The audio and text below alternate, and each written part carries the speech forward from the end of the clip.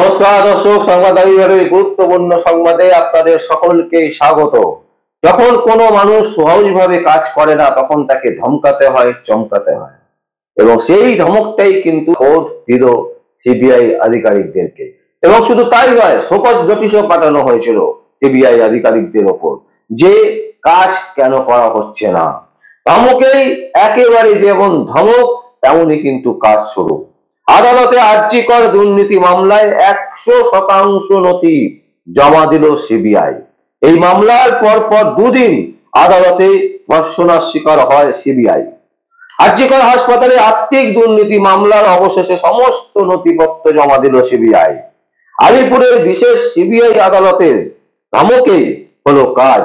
ধর্ষণা শোনার পর শনিবার আদালতে 100% নথিপত্র জমা দিলেন কেন্দ্রীয় তদন্তকারী সংস্থার আধিকারিকরা। আলিপুর আদালতে এই মামলা চলছিল, যে মামলাটা হচ্ছে দুর্নীতি মামলা। আরজিকর মামলায় যেদিনকে ঘটনা ঘটে 9 তারিখে, মানে 8 তারিখে মারা হয়, 9 তারিখে ঘটনাটা সবার সামনে আসে যে একজন লেডি ডাক্তারকে, জুনিয়র লেডি ডাক্তার যিনি সেখানে প্র্যাকটিস করছেন, তাকে নৃশংসভাবে রেপ করে হত্যা করা হয়। এই ঘটনা ঘটার সাথে সাথেই আমরা দেখতে পাই শাসক যারা আছেন তারা এই পুরো ঘটনাটাকে আড়াল করার চেষ্টা করছিলেন এবং আড়াল করে দিয়েছেন। এখনো পর্যন্ত যে জায়গায় ঘটনাটা দাঁড়িয়ে আছে তাতে স্পষ্ট বোঝা যাচ্ছে যে ঘটনাটাকে আড়াল করে দেওয়া হয়েছে। এখন কোর্ট ধমকাচ্ছেন কাকে? না, সিবিআই আধিকারিকদেরকে।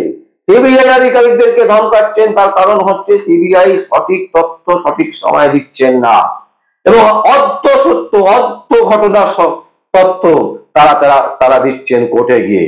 এবং আলিপুর কোর্টে এই কারণে কি মামলা হয়েছিল, এবং যে মামলাতে আরজিকর হাসপাতালের আর্থিক দুর্নীতির মামলায় অবশেষে সমস্ত নথিপত্র জমা দিল সিবিআই। আলিপুরের বিশেষ সিবিআই আদালতে ধমকেই হলো কাজ।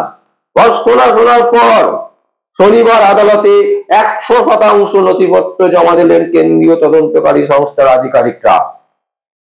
সন্দীপ ঘোষের আইনজীবীকে প্রশ্ন করেছিলেন আলিপুর আদালত যে আপনারা হঠাৎ করে কলকাতা হাইকোর্টে চলে গেলেন কেন, না জানিয়ে কলকাতা হাইকোর্টে চলে গেলেন কেন?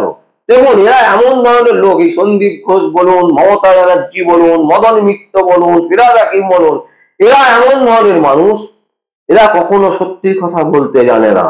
এবং কোর্ট কিন্তু এটা মনিটরিং করছে, বুঝতে পারছেন বারবার করে যে ঘটনাগুলো পশ্চিমবঙ্গে ঘটছে শুধু দুর্নীতি নয়, বিভিন্ন ক্ষেত্রে যে ঘটনা ঘটছে, সরকারি চাকরিতে যে দুর্নীতি, আবাস যোজনায় দুর্নীতি, বালি খাদানে দুর্নীতি, পাথর খাদানে দুর্নীতি, গরু পাচার, প্রতিটা ক্ষেত্রে প্রত্যেকটা ক্ষেত্রে দেখা যাচ্ছে সরকারি ইনভলভ একদম চূড়ান্ত পর্যায়ে আছে। এবং তারা কি করছে, একটা কোর্টে মামলা হতে হতে আরেকটা কোর্টে চলে যাচ্ছে, আরেকটা কোর্টে মামলা হতে হতে আরেকটা কোর্টে চলে যাচ্ছে। এবং আমরা দেখেছি লিফট অ্যান্ড বাউন্সের ক্ষেত্রে আমরা অভিষেক ব্যানার্জিকে এখনো পর্যন্ত সিবিআই ডেকে জিজ্ঞাসাবাদ করতে পারলো না। না ইডি জিজ্ঞাসাবাদ করছে, না সিবিআই ডেকে জিজ্ঞাসাবাদ করছে, না তাকে অ্যারেস্ট করছে। অথচ লিফট অ্যান্ড বাউন্সের যে তথ্য, সেই তথ্য কিন্তু বলছে একেবারে এইবারে কিন্তু যেটা বলা হচ্ছে, আমাদের কলকাতা হাইকোর্টের বিচারপতি তিনি কিন্তু স্পষ্ট বার্তা দিচ্ছেন যে এইবারে অভিষেক ব্যানার্জির বিরুদ্ধে সরাসরি স্টেপ নেওয়া হবে। কে বলছে? বিচারপতি অমৃতা সিনহা একদম স্পষ্ট বার্তা দিয়েছেন। তিনি কিন্তু পরিষ্কার বলছেন যে এবারে কিন্তু অভিষেক ব্যানার্জির বিরুদ্ধে পদক্ষেপ দিতে চলেছে কোর্ট। ঠিক সেই রকম ভাবে আমরা দেখছি যে সন্দীপ ঘোষ, তার বিচার চলছে লোয়ার কোর্টে, অথচ ওই বিচারকে বাইপাস করে কলকাতা হাইকোর্টে অন্য লয়ারকে পাঠিয়ে দেওয়া হচ্ছে কলকাতা হাইকোর্টে মামলা করার জন্য। এবং এটা কিন্তু বিচারপতিরা বুঝতে পারছেন যে এদের কাছে এত টাকা আছে, এত পয়সা আছে যে এরা একটা কোর্ট থেকে আরেকটা কোর্টে যেতে কোনো কিছু অসুবিধা হয় না।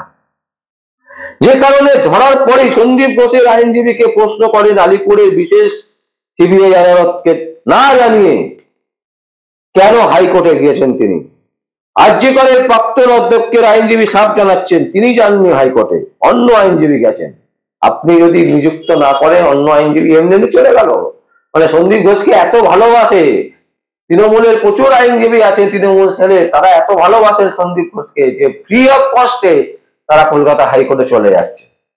এটা কিন্তু ভাবার কোনো কারণ নেই, প্ল্যানিং করা, এটা পুরো এটা একটা গেম বলা যেতে পারে, যে আমি এখানে লড়াই করছি, আমি এখানে কোর্ট কেস সামলে নেবো, তুমি ভাই কলকাতা হাইকোর্টে গিয়ে সামলাও। এই যে পরিকল্পনা, এই পরিকল্পনা করার জন্য কিন্তু বিশেষ কমিটি আছে এবং তারা লক্ষ লক্ষ টাকার বিনিময়ে সরকারকে, মানে তৃণমূল কংগ্রেসকে, কিভাবে তৃণমূল কংগ্রেস আইনি লড়াই লড়বে, কোথায় লড়বে, কিভাবে কখন কোথায় যাবে, সবকিছু ঠিক করে দিচ্ছেন এবং যার জন্য লক্ষ লক্ষ কোটি কোটি টাকা তারা নেন। তাই সন্দীপ ঘোষের ক্ষেত্রেও কিন্তু এই জিনিসটাই আমরা দেখলাম, যেটা দেখেছিলাম অভিষেক ব্যানার্জির ক্ষেত্রে। গত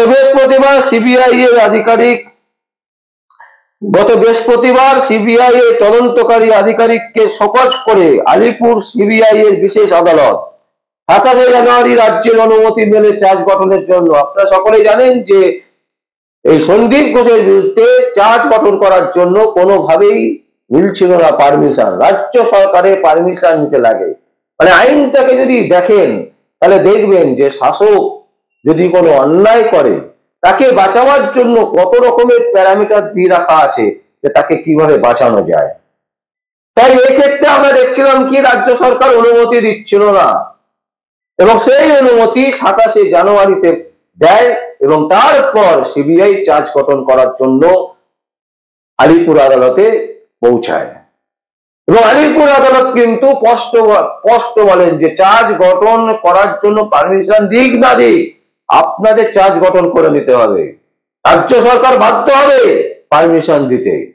এই কাজটাও কিন্তু সিবিআই সঠিকভাবে করছে না, কারণ সিবিআই সেখানে আইনি জায়গায় রাখাচ্ছেন যে যতক্ষণ না রাজ্য সরকার পারমিশন দেবেন ততক্ষণ পর্যন্ত তারা কি করে করবেন। তো এই হচ্ছে টোটাল একটা বিষয়বস্তু, যে কলকাতা হাইকোর্ট যেমন ধমকাচ্ছেন, শোকজ নোটিশ দিচ্ছেন, শোকজ করছেন, ভর্ৎসনা করছেন, ঠিক সেইভাবে লোয়ার কোর্টেও সেম জিনিস চলছে। মানে রাজ্যের যতগুলো কোর্ট আছে, যেখানে যেখানে সরকারের বিরুদ্ধে তদন্ত চলছে, বিচার চলছে, সেখানে এই সেম পরিস্থিতি চলছে। তার মানেটা কি?